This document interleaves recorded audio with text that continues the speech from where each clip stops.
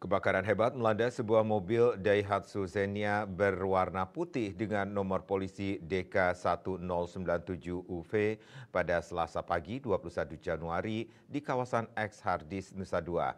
Api dengan cepat melahap kendaraan tersebut sehingga membuat pihak kepolisian dan pemadam kebakaran harus bekerja keras untuk memadamkannya.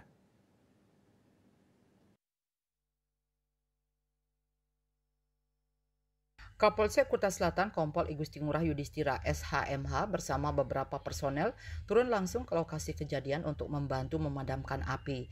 Dengan bantuan 4 unit mobil pemadam kebakaran, kobaran api berhasil dijinakkan setelah 1 jam. Sayangnya mobil tersebut hangus terbakar secara keseluruhan. Dari hasil pemeriksaan di lokasi ditemukan 11 jerigen bekas di dalam mobil yang diduga berisi bahan bakar minyak BBM.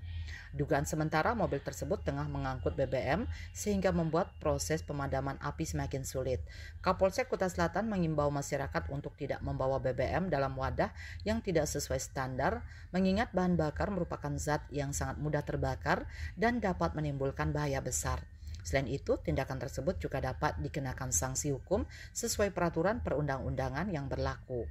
Dalam kejadian ini tidak ada korban jiwa, namun pemilik dan pengendara mobil masih dalam proses penyelidikan. Karena saat kebakaran terjadi, sopir kendaraan diketahui melarikan diri. Polisi terus mengembangkan kasus ini untuk mengungkap motif di balik insiden tersebut. Masyarakat diimbau untuk selalu berhati-hati dan mematuhi aturan terkait pengangkutan bahan berbahaya agar kejadian serupa tidak terulang kembali. Tim Liputan Bali TV.